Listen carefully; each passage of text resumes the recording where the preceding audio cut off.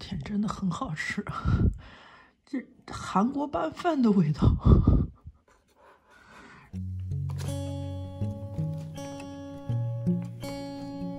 二 B 类的致癌物的概念，就是指可导致致癌的，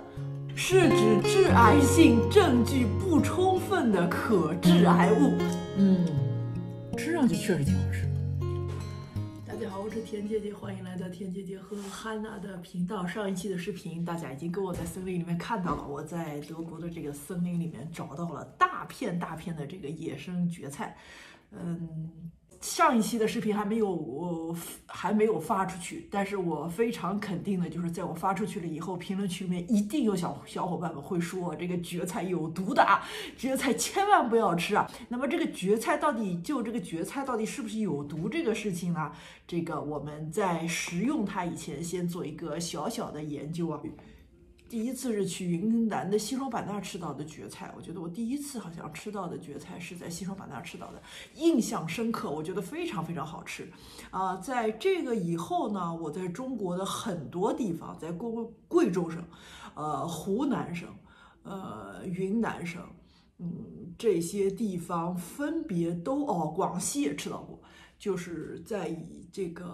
龙胜梯田我也吃到过，所以呢，在中国的很多地方我都吃到过，这个农家乐里面吃到过蕨菜啊，大饭店、小饭店的都吃到过。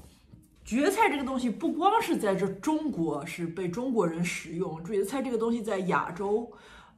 的其他国家，在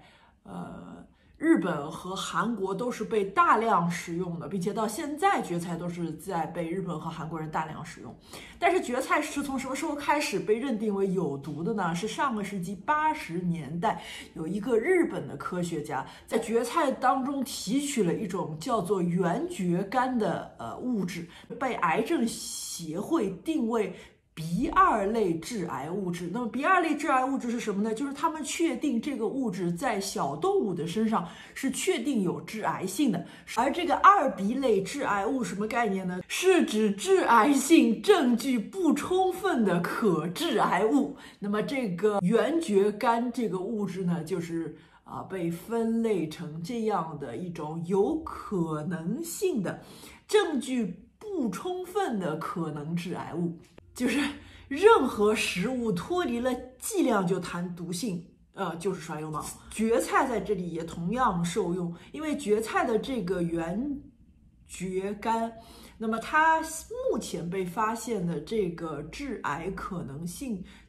就是包括在他们在小白鼠身上注射的这个成分，它的那个成分就相当于成人每天食用350克到3公斤左右的蕨菜，每天食用20年，会导致它致癌。所以呢，这个小伙伴们，这个就蕨菜这个问题呢，就其实是一个很个人的行为，大家按自己的这个生活喜好和自己的这个风险评估度来自己决定你们愿不愿意在野外采摘蕨菜。蕨菜分很多种品种的。我之前在贵州的时候，当地的这个少数民族就告诉我，在贵州当地和广西当地都有好几种不同品种的蕨菜，就是你看上去是一样的，但是其实他们当地人是分得出不同品种的。这个茎上面有一根红线，还是没有一根红线，我看上去一模一样的，他们认得出来的。就有的品种它就是不苦的，有的品种呢它是苦的。德国的这些品种的蕨菜呢，比较类似于这个东北黑龙江这些地方的这个蕨菜。那么这个蕨菜呢，直接使用是苦的。我是之前其实是试过了，因为它很苦，所以我觉得是不是这个品种不对。那么我现在问了我的韩国同学呢，他说这个确实是要焯水，然后浸泡，然后盐渍，就是盐腌了以后，就是也可以晒干，也可以就是盐腌了以后就是保存起来。那么这样的话呢，它的苦味是会去除掉的。所以我这几天呢，就是要非常认真的按照我的韩国同学教给我的这个配方来试一试，看看是不是这一次的打开方式能够还原这个蕨菜最好的味道。上面果然是是有很多毛，这个毛先要想办法冲掉它。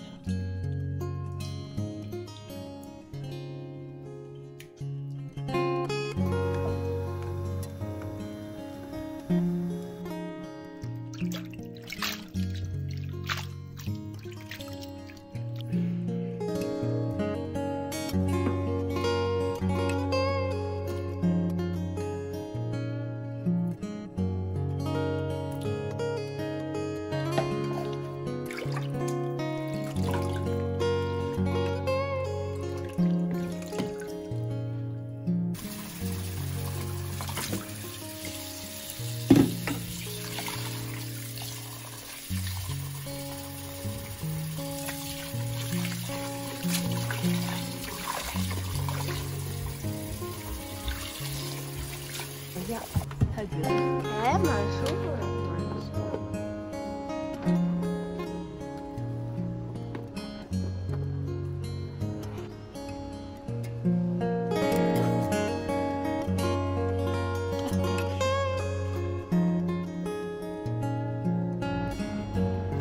晒了半天，它竟然真的晒干了。大太阳今天，没想到它真的会晒干，这个很神奇。再晒半天，看着像是能晒干的样子。哇，这晒的完全干了，晒成这样。但是我怎么老觉得这个东西有股腥味儿？晒一天就干了，昨天一天大太阳就晒成这个样子。OK。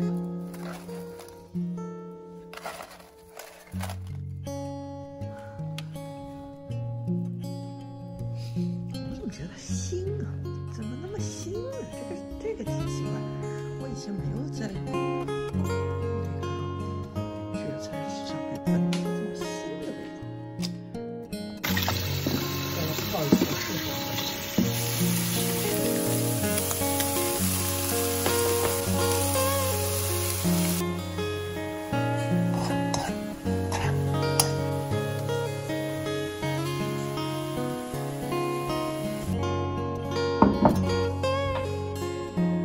说好了，小伙伴们，饭还没好，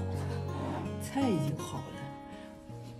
我不知道为什么，反正我闻着这个蕨菜有点腥，所以呢，我就烧了一个非常重口味的菜，拿自己腌的泡菜，和五花肉一起炖，然后最后呢又揪了一把自己种的韭菜，反正该放的都放了，就是烧成了一个这种朝鲜族菜。那个就是韩国、朝鲜这边的菜，然后这个蕨菜呢，现在是，昨天把它晒干了以后，今天又泡开了，口感不一样，这和新鲜吃上去确实口感不一样，吃上去确实挺好吃。这个韩国人也是，我韩国同学他教我，他说可以做这种。就他们吧，就是做这种小菜，就是这种，就类似于我们早上过泡饭、过粥吃的那种小菜。那么，我个人觉得挺好吃，确实挺好吃。它这个现在就没有那种滑溜溜的口感，没有了。它吃上去确实是某一种干菜的这种口感，有一点像非常非常嫩的，那个梅干菜。但是它跟梅干菜的味道是不一样的，它的口感就是它的这种又晒干了又被泡开的这种口感，有一点点像这种，就我们江浙沪这里的梅干菜，但是口感不一样，口感是属于非常嫩，就是非常嫩，它有点嚼劲，它有点这种干菜的嚼劲，但是它是很嫩的，它不是那种。或者说它有点像那种晒干了以后又泡开非常嫩的笋的嚼劲。总的来说吧，就是这种干菜的嚼劲确实挺好吃哎，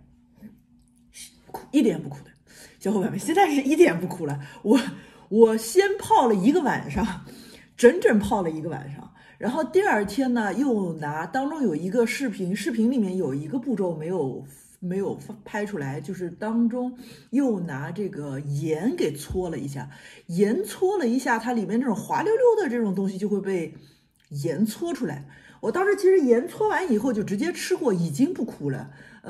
但是呢，它有一些滑溜溜的口感，我很不喜欢，所以我就又把它去晒干了。晒1天以后就彻底干了，就是刚才你们看到这种状态，然后再泡开。它这很神奇，这个我也是到这儿才发现的，就是很多植物它就是晒干以后，它本来有很多水分，比如说木耳，比如说香菇，它把它晒干了以后再泡开，它里面的这个组织就和原来不一样了，并不是说你说，哎，鲜里面很多水，你把这个水蒸发掉了以后，再把这个水给弄进去，那不是个白干吗？不是的，它这个纤维的这种口感就跟本来不一样了，所以反正我个人觉得我这个也是韩国同学教的啊。这个我觉得我个人觉得泡开了，不是晒干了以后再泡，味道还是很好。吃的时候就没有那种腥味啊，闻的时候是有一种腥味，不知道小伙伴你们理解我的意思吗？东北小伙伴们应该理解我的意思，很好吃，下饭菜是。我现在很想吃饭啊，饭还没好，一会儿吃饭，好吧？一点也不苦，真的一点也不苦了，它略微有一点点这种粘性，但这个粘性呢，因为它这个我觉得也是就是蕨菜特殊的这种口感，但是它不像那种新鲜的时候的那种滑溜溜的口感，所以好吧，小伙伴们，我替你们尝试过了，我觉得还是可视的。我觉得，而且不但可视，我觉得这个晒干了以后，这个东西还是很好吃，怪不得这东北的小伙伴们要大量食用。但是这个说的吧也是对的，就蕨菜这个东西吧，就像我整个一个视频里面在说的，它确实是有风险的，并不是说是一个